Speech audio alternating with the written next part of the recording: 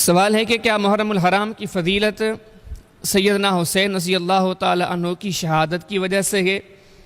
نہیں بھائی، ایسی کوئی بات نہیں ہے۔ محرم الحرام تو دنیا بننے کے اول دن سے محترم ہے کہ اللہ پاک نے سورہ توبہ میں ارشاد فرمایا کہ ہم نے جب یہ زمین و آسمان بنائے تو اس دن سے ہم نے 4 مہینے حرمت والے بنائے، عزت والے بنائے، اور بخاری شریف میں آتا ہے کہ ان 4 مہینوں میں سے محرم الحرام کا مہینہ بھی ایک تھا۔ یہ دیکھیں کہ اسلام سے پہلے یہودیت کا مذہب کتنا پرانا ہے، لیکن بخاری شریف کے اندر آتا ہے کہ یہودی بھی محرم الحرام کو بڑا محترم مہینہ جانتے تھے اور اس میں روزے رکھتے تھے۔ یہ کہ نبی کریم اسلام کی بعثت سے قبل مشرکین تھے، عیسائی تھے، تو بخاری شریف کے اندر آتا ہے کہ وہ بھی نبی کریم اسلام کی بعثت سے قبل محرم الحرام کا احترام کرتے تھے، اس مہینے کے روزے رکھتے تھے۔ پھر خود نبی کریم علیہ الصلوۃ نے صحیح مسلم کے اندر جو حدیث ہے، آپ نے فرمایا کہ یہ محرم الحرام کا مہینہ یہ اللہ کا مہینہ ہے۔ تو اب نبی کریم علیہ الصلوۃ کے دنیا سے جانے سے تقریباً 50 سال بعد واقعہ کربلا وجود میں آ رکھا گیا، لیکن نبی کریم علیہ الصلوۃ نے اس سے پہلے محرم الحرام کی فضیلتیں ذکر کی، بلکہ نبی کریم علیہ الصلوۃ نے تو کی ہی، لیکن آپ صلی اللہ علیہ وسلم سے پہلے مشرکین مکہ، عیسائی، یہودی، وہ زمین و آسمان کے بننے کے اولین ایام سے محرم الحرام تو عظیم مہینہ ہے۔ تو یعنی کہ ان حقائق کو آپ سامنے رکھیں تو محرم الحرام کی جو عظمت ہے، جو فضیلت ہے، اس کا تعلق واقعہ کربلا سے یا سیدنا حسین رضی اللہ تعالیٰ کی شہادت سے نہیں ہے، بلکہ یہ مہینہ تو ازل سے عظیم ہے۔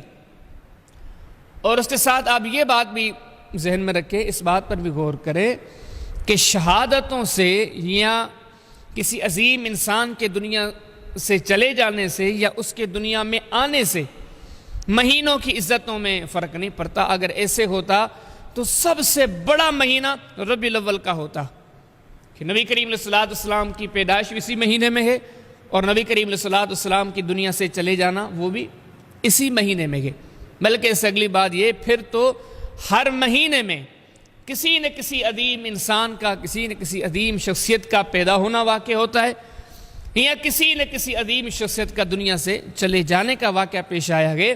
تو اگر یہ ترتیب ہو کہ کسی کی وفات سے یا کسی کی پیدائش سے کوئی مہینہ عزت، عظمت، تکریم والا ہوتا، پھر تو ہر مہینے میں کسی نہ کسی نیک صالح کا آنا یا جانا ہے، پھر تو سارے سال کے دن ہی بڑے محترم ہوتے، ہر ایک کی ان بنیادوں پر فضیلت ہوئی۔ لیکن ایسی کوئی بات نہیں۔ پھر کئی لوگ ایسے نادان بھی ہوتے ہیں، وہ کہتے ہیں اگر یہ چیزیں نہیں ہیں تو پھر محرم الحرام کی فضیلت کیوں ہے؟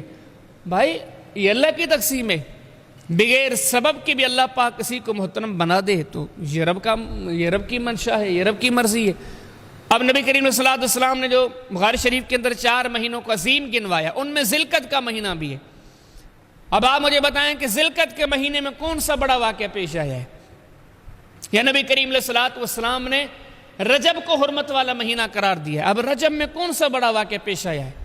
اگر کوئی کہے معراج، تو معراج بھی باسند صحیحہ وضاحت نہیں ملتی کہ نبی کریم السلام نے رجب میں کیا ہو، اسی کوئی ثابتی نہیں ہے۔ تو پھر رجب کیوں فضیلت والا مہینہ ہے؟ ہم یہی کہیں کہ اللہ کی تقسیم ہے۔ تو خلاصہ کلام یہ ہے کہ ہمارے جو ذہن بنے ہوئے ہیں کہ ہر مہینے کی فضیلت کا کوئی نہ کوئی سبب ہوگا، ایسے نہیں ہے۔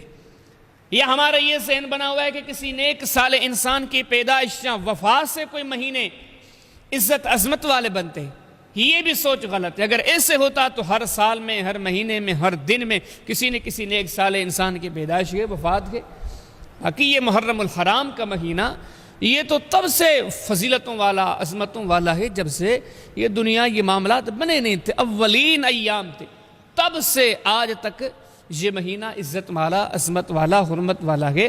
باقی اس مہینے کا واقعہ کربلا یا سیدنا حسین رضی اللہ تعالیٰ عنہ کی شہادت کے وجہ سے عظیم ہونا، یہ بات نامناسب ہے۔ یہ چیز اگر کسی کے ذہن میں ہے تو یہ نکال دینی چاہیے۔